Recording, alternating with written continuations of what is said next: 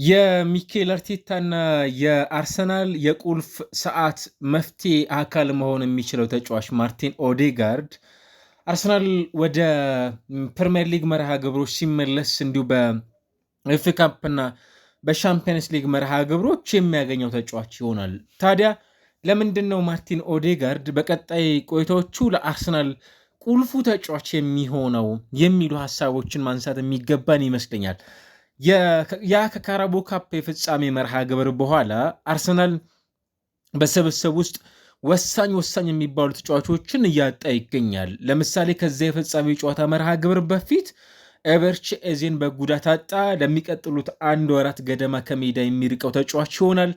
ሚኬል ሜሪኖ በተመሳሳይ በስብስብ ውስጥ የሚገኝ ተጫዋች አለመሆኑን ስናይ የአርሰናል የአምበልነትን ሚና እየተወጣ የሚገኘው ማርቲን ኦዴጋርድ በጣም ወሳኝ በሆነ ሰዓት ላይ የሚመለስላቸው ተጫዋች ይሆናል።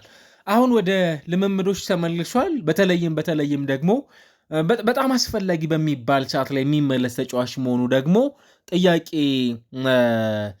በተለይም ለሚኬል አርቴታ አርሰናል ጥያቄዎችን መመለስ በሚችልበት ሰዓት ላይ መናገር የምንችል ይመስለኛል። ምንም ጥያቄ የለውም። የአርሰናል ያለፉት ዓመታት ምርጥ ከሚባሉ ጨዋቾች መካከል አንዱ ነው። ዘንድሮ ግን በዛ ኳሊቲ አይደለም የሚገኘው። ያደረጋቸው ጨዋታ ቁጥሮች በጣም ጥቂቶች ናቸው። እነዚህን እንመለከታለን። ነገር ግን ማርቲን ኦዴጋርድ ሞመንቶችን መጠቀም የሚችል ነው። የአርሰናል ተጫዋቾችም ጭምር ደግሞ አንዱ የሚያስማማው ነገር ምንድን ነው? ሜዳ ውስጥ አሰልጣኝ ሚኬል አርቴታ ስለ አንድ ነገር ቀደም ብሎ አንስተው ነበር። በተለይ እያንዳንዱ ተጫዋች ራሱን ማዘጋጀት ይኖርበታል የሚል ሀሳባቸውን ሲያነሱ ነበር። በተለይም ደግሞ ቀይረው የሚያስገቧቸው ተጫዋቾች ጨዋታዎችን ዲፋይን እንዲያደርጉ፣ ጨዋታዎች ላይ የራሳቸውን ጉልህ አስተዋጽኦ እንዲያበረክቱ የማድረግ በእያንዳንዱ የሜዳ ላይ ዲፓርትመንት ላይ ቤስት የተባለውን ተጫዋች ብቻ መርጠው ለማስገባት የሚወስኑ አይነት ሰው የመሆኑን እድል እንዳለም ጭምር ቀደም ብለው ሲያነሱ እንደነበር ይታወሳል። ነገር ግን የስብስባቸው እንዲህ ጥልቀት መኖር ምናልባትም ከጊዜያቶች በኋላ ተገደውም ጭምር ቢሆን ደግሞ ተጫዋቾችን ሮቴት እያደረጉም እንዲጠቀሙ አስገድዷቸዋል እንደምንመለከተው ማለት ነውና እሳቸውም ብለዋል ቀደም ብለው ይሄ አማራጮችን እንፈልጋለን። በተለይም በውድድር ዓመቱ የምናደርጋቸው ጨዋታዎች ብዙ ከመሆናቸው መነሻ እንደነ ስኬጁላችን ጭምር ደግሞ መነሻ በማድረግ ከሪፖርተሮች ጋር በነበራቸው ቆይታ አማራጮች ያስፈልጉናል። ለምሳሌ እንደነ ጋብርኤል ሱስ፣ ካይ ሃቨርትዝ፣ ሚኬል ሜሪኖ፣ ኤቤርች ኤዜ ከዛ ባለፈ ደግሞ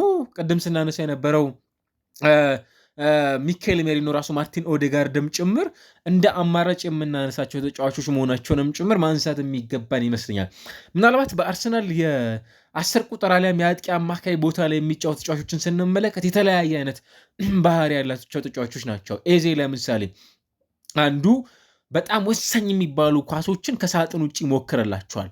በጣም ወሳኝ የሚባሉ ለምሳሌ ይህንን ከተመለከትን በቅርቡ በአውሮፓ ሻምፒየንስ ሊግ የመጀመሪያ ዙር መርሃ ግብር ላይ የሁለተኛው ዙር መርሃ ግብር ላይ ከባየር ሌቨርኩሰን ጋር የነበረው ጨዋታ ላይ በጣም አስደናቂ የሚባል ጎል ነበር። ከጎል ውጭ ሾቶቹም ጭምር ደግሞ ያስደንቃል። አንዳንዶች እንደሚገልጹት ደግሞ ለምሳሌ ከጎል ያላስቆጠረበት ጨዋታ ነው፣ ነገር ግን ከኤቨርተንን 2-0 ባሸነፉበት ጨዋታ ላይ የእሱ በጣም ስታንዳውት ካደረገባቸው የጨዋታ መርሃ ግብሮች መካከል እንደ አንዱ የሚነሳለት ምሽት እንደሆነም ጭምር ደግሞ የሚዘነጋ አይደለም።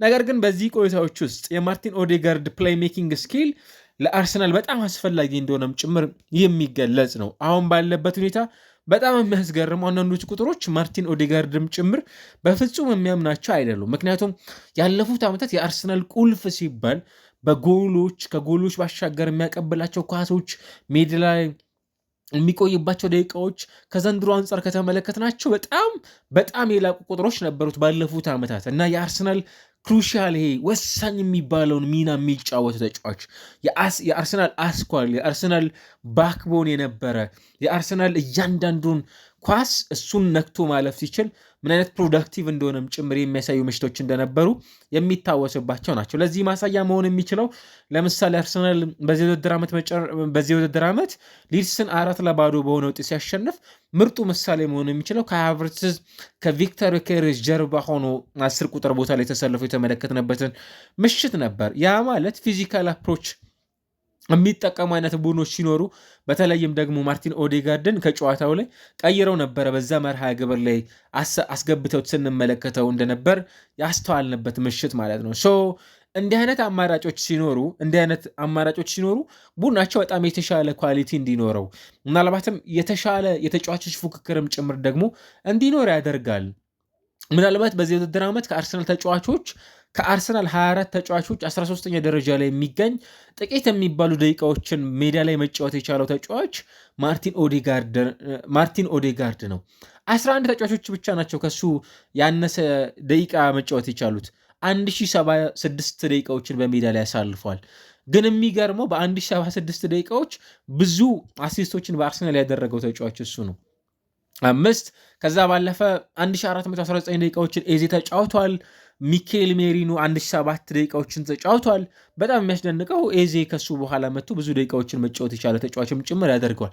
ታዲያ ሁለቱም ተጫዋቾች አሲስቶችን በማድረግ 12ና 14ኛ ደረጃ ላይ ይቀመጣሉ። ከማርቲን ኦዴጋርድ ያነሱ ቁጥሮች ያሏቸው ተጫዋቾች ናቸው። እርግጥ ነው ዘንድሮ በአርሰናል ቤት ውስጥ ወደ 38.6% ብቻ ያህል የሚጠጋ የእንግሊዝ ፕሪሚየር ሊግ ማድረግ ከሚገቡት ወይም መጫወት ከሚገቡ ደቂቃዎች አንጻር 38.6%ዎቹን ብቻ ነው መጫወት የቻለው። በጣም ጥቂት ነው። ኢቨን እኮ ኦልሞስት ወደ ግማሽ አይደለም 40% እንኳን መድረስ አልቻለም። በጣም ጥቂት የሚባል የሜዳ ላይ ቆይታ ነው ዘንድሮ የነበረው ማርቲን ኦዴጋርድ። እንዲህም ሆኖ ግን በጎል ኮንትሪቢዩሽን የአርሰናል ምርጡ ተጫዋች ነው። በነገራችን ላይ በ90 ደቂቃዎች ውስጥ የማርቲን ኦዴጋርድ ቁጥሮች ለምሳሌ አሲስቶችን በማድረግ በ90 ደቂቃ 0.42 ነው። ቁጥር 1 ደረጃ ላይ የሚያስቀምጠው ተጫዋች እሱን ነው። ከዛ ባለፈ ብዙ የግብ ዕድሎችን በመፍጠር 2.5 ይህም በአርሰናል ተጫዋች ከሚገኙ ቁጥሮች የላቀ ቁጥር ነው። በእያንዳንዱ ጨዋታ ላይ በኦፕን ፕሌይ የግብ ዕድሎችን በመፍጠር 2.34 የተሻለ ቁጥር አለው። ኤክስፔክትድ አሲስት 0.24 በጣም የተሻለ ቁጥር ያለው ተጫዋች ነው። ምናልባትም በብዙ የፋይናል ሰርድ ላይ ኳሶችን በመንካት ከቤን ዋይት ቀጥሎ 8.1 የተሻለ ቁጥር ያለው የአርሰናል ተጫዋች ያደርጓል። በፕሪሚየር ሊግ ውስጥ የዚህ ተጫዋች ወደ ሜዳ መመለስ በጣም በጣም አስፈላጊ ነው። በዚህ ውድድር ዓመት እንደምታስታውሱት የመጀመሪያው የማርቲን ኦዴጋርድ አሲስት ከማዕዘን ምት የተነሳ ነበር። ለጋብርኤል ከኒውካስል ጋር በነበሩ ጨዋታ ላይ ገና ሴፕቴምበር ወር ላይ የተደረገው የጨዋታ መርሃ ግብር ላይ የተመለከትንበት ምሽት እንደነበር ታስታውሳላችሁ። ከዛ ባሻገር ግን በተለያዩ አጋጣሚዎች 6 የሚጠጉ ጉዳቶችን ደግሞ አስተናግዷል። የተጫዋች በጣም በርካታ የሚባሉ ጉዳቶችን ነው ማስተናገድ የቻለው። ለመጨረሻ ጊዜ እንግዲህ በአርሰናል ቡድን ውስጥ 3-2 በማንቸስተር ዩናይትድ ጃንዋሪ ወር ላይ በተሸነፉበት ጨዋታ ነበር ተጫዋቹ በፕሪሚየር ሊግ መርሃ ግብር በቋሚነት የጀመረው። ከዚያ ባሻገር ደግሞ ከበርንሞዝ ጋር በነበረው ጨዋታ ላይ ደግሞ እንደምታስታውሱት ሌላው ለሱ ጥሩ የሚባል ምሽት 3-2 ያሸነፉበት ምሽት፣ ነገር ግን ደግሞ ጥሩ የማይባል ጊዜንም ጭምር ደግሞ ካሳለፈባቸው ምሽቶች መካከል እንዳንዱም ሊሆን የሚችልባቸው አማራጮች አሉት። ነገር ግን ቁልፍ ሚናም ደግሞ የተወጣበትም ጨዋታ እንደነበር ታስታውሳላችሁ። በዛ የጨዋታ መርሃ ግብር ከሱ የሚጠበቀውን አይነት ምሽት የሚያሳልፈባቸው አይነት ምሽቶች እንደነበሩም ጭምር የሚነሳ ነው። አሁን የተጫዋች ወቅታዊ ብቃት ይታወቃል። ተጫዋቾች የሆነ ሰዓት ላይ ከብቃታቸው ሲወርዱ ይታወቃል። ይሄ በተለመደው ልክ ብቃታቸውን ይዘው መቀጠል የማይችሉባቸው አጋጣሚዎች ይፈጠራሉ። አንዱ ጉዳት ነው። ለረጅም ጊዜ ከሜዳ የሚያረቃቸው ጉዳት ሲያጋጥማቸው እንዲህ አይነት የብቃት መውረድም ጭምር ይታይባቸዋል። ከዛ ባለፈ በአንድ የሜዳ ዲፓርትመንት ላይ ብቻ ደግሞ የማይጫወቱባቸው ኦቨርሎድ ጫናዎች ሲበዙባቸው እንዲህ አይነት አጋጣሚዎች ይፈጠራሉ ተጫዋቾች ላይ እና ያንን አይነት ተጫዋች እየተመለከተ ነው የምንገኘው። ያንን አይነት የአርሰናል ቁልፍ የነበረን ተጫዋች አሁን በተደጋጋሚ ጉዳቶች ምክንያት ይህንን ሚና እንዳይወጣ አድርጎታል ማለት እንችላለን። እናም ደግሞ አርሰናል የዙቤሜንዲ የዴክላን ራይስ ቅድም ያነሳቸው ተጫዋቾች በቡድን ውስጥ መኖራቸው ይህንን አይነት ጉዳት ቢያስተናግዱም ተጫዋቹ እሱን በጣም እንዳጣውም ጭምር ደግሞ እንዳይሰማው ያደረጉት ቆይታዎች እንደነበሩትም ጭምር የተመለከትንባቸው አጋጣሚዎች ናቸው። ለምሳሌ ዘንድሮ በተደረገው እንግሊዝ ፕሪሚየር ሊግ ጨዋታዎች በ31 የተሰለፈ ተጫዋች አለ ማርቲን ዙቤሜንዲ። እንግዲህ ተመልከቱት፣ በእያንዳንዱ ኦልሞስት ያ ማለት 93% አርሰናል ካደረጋቸው የእንግሊዝ ፕሪሚየር ሊግ ጨዋታዎች ተጫውቷል ማለት ነው የተጫዋች። ምናልባት በአንድ ጨዋታ ብቻ ነው በቋሚነት መጀመር ያልቻለው፣ እሱም ከዌስትሃም ዩናይትድ ጋር በነበረው ጨዋታ ላይ። ከዛ በኋላ ከአንድ ሰዓት በኋላ ራሱ ማርቲን ኦዴጋርድን ቀይሮ ወደ ሜዳ በመግባት በጨዋታው ላይ ተሰልፎ መጫወት የቻለ ተጫዋችም ጭምር ደግሞ እንደነበር የተመለከትንበት አጋጣሚን እናስታውሳለን። አርሰናል አሁን በቡድኑ በኩል ከ10 እና ከ15 ዓመታት በኋላ በጣም ወሳኝ የሚባል የሜዳ ላይ ተጽዕኖ የሚፈጥሩ ተጫዋቾችን በአርሰናል ስብስብ ውስጥ ይዞ ቡድኑ ለዋንጫ እያንደረደረ እንደሆነ የተመለከትንበት የምንገኘውን አጋጣሚ ያስመለከተን ይገኛል። ለምሳሌ ለዋንጫዎች በቀረበ ቁጥር እንደነ ማርቲን ኦዴጋርድ አይነት ያሉ ተጫዋቾች በጨዋታዎች ላይ በጣም የተለየ አቅማቸውን መፍጠር የሚችሉ ተጫዋቾች በስብስብ ውስጥ መያዝ እንደ አርሰናል እንደ ቡድን በጣም የሚጠቅመው የጨዋታ መንገድ ሊሆን እንደሚችል በደንብ ማንሳት የሚቻል ነው አይደለ? ለምሳሌ ቡድኖች በሎ ብሎክ ሲጫወቱ እንደ ማርቲን ኦዴጋርድ ከኳስ ጋር ምቾት የሚሰማው የተጋጣሚ ቡድንን ይበልጥ ለጎላቸው ተጠግተው የሚከላከሉበትን አጥር መፍረስ የሚያስችል ኳሊቲ አለው። ረጃጅም ኳሶች አሉት። ፕላስ ደግሞ የአርሰናልን ያ ከ8 ቁጥሮቹ ይበልጥ የቀኙ የሜዳ ላይ ዲፓርትመንትን ደግሞ በጣም የተዋሃደ ተጫዋች እንደመሆኑ መጠን ቡድኑን በደንብ ማገዝ የሚያስችል ኳሊቲ እንዳለው መረዳት በሚቻልበት ሌቭል ልክ ቡድኑን የሚያግዝ ተጫዋች መሆኑ መዘንጋት ያለበት አይመስለኝም። አስፈላጊነቱ በጣም ቀላል የሚባል አይደለም። በጣም በሚደንቅ መልኩ ይህንን ተጫዋች ማየት የምንችልባቸው አማራጮቹ እጅግ በጣም ሰፊ መሆናቸውንም ጭምር ደግሞ ያየንባቸው አጋጣሚዎች የላቁ ቁጥሮችንም ጭምር የሚያስመዘግብ ለአርሰናል በጣም ወሳኝ በሚባሉ የጨዋታ መርሃ ግብሮች የሚመለስ ተጫዋች ያደርገዋል።